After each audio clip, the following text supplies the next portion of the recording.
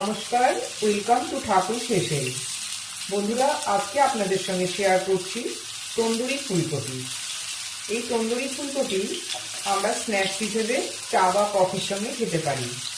তাহলে চলুন দেখে নেওয়া যাক কীভাবে বানানো হচ্ছে এই তন্দুরি ফুলকপি। তন্দুরি ফুলকপি বানানোর জন্য এরকম একটা মাঝারি সাইজের ফুলকপি নিয়ে নিয়েছি। এখন এই কপিটা মাঝারি পিস করে কেটে নেব। এই রকম ধরনের পিসগুলো হবে। এরকম করে পুরো ফুলকপিটাই এখন কেটে নিচ্ছি। ফুলকপি পুরোটাই কাটা হয়ে গেছে। এবার এটা পরিষ্কার করে ধুয়ে নেব। কপিটা পরিষ্কার করে ধুয়ে নেওয়ার পর এবার চলে যাচ্ছি পরের স্টেপে। এই কপির মধ্যে দিয়ে দিলাম হাফ চা চামচ নুন, আর দিচ্ছি ফুটন্ত গরম জল।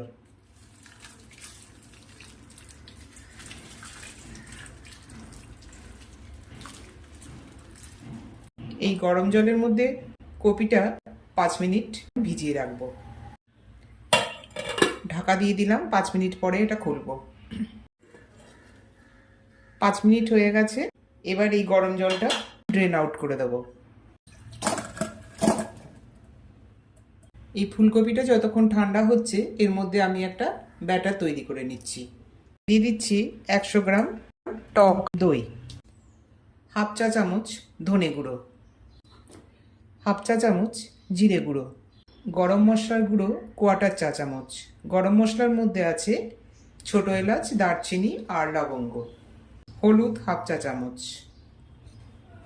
কাশ্মীরি লঙ্কার গুঁড়ো হাফ চা চামচ, কসুরি মেথি 1 চা চামচ, বেসন 2 টেবিল চামচ, পাতিলেবুর রস 1 চা চামচ, সাদা তেল 2 চা চামচ। এবার এই সমস্ত উপকরণগুলো খুব ভালোভাবে মিশিয়ে নিতে হবে।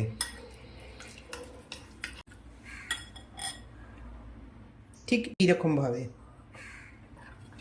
এই ব্যাটারের মধ্যে এবার দিয়ে দেব যে ফুলকপিগুলো গরম জলে বয়েল করে নিয়েছিলাম, সেগুলো এবার দিয়ে দেব।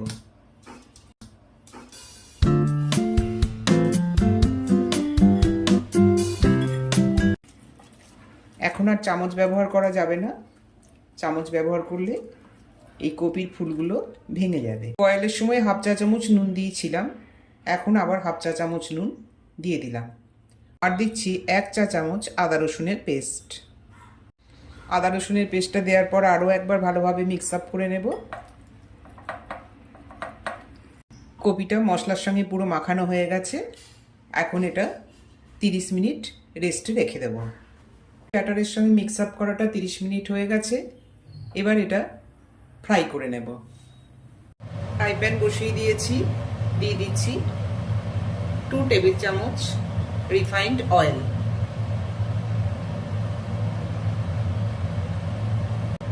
তেল গরম হয়ে গেছে। দিয়ে দিচ্ছি ফুলকপিগুলো, তবে সব ফুলকপি একসঙ্গে দেব না।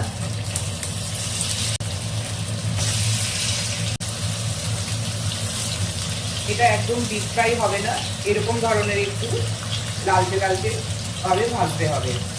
যেহেতু এটা তন্দুরি হচ্ছে সেই জন্য একটু গোটা গোটাই থাকবে হবে, তখন গ্যাসটা মিডিয়াম ফ্লেমে থাকবে। কপিগুলো ফ্রাই করার সময় একটু উল্টে পাল্টে ফ্রাইটা করতে হবে। কপিগুলো ফ্রাই হয়ে গেছে। এবার এটা তুলে নিচ্ছি।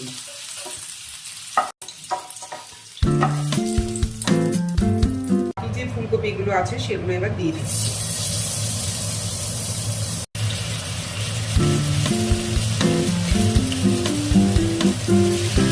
পরেরগুলো একই রকম ভাবে ফ্রাই করা হয়ে গেছে।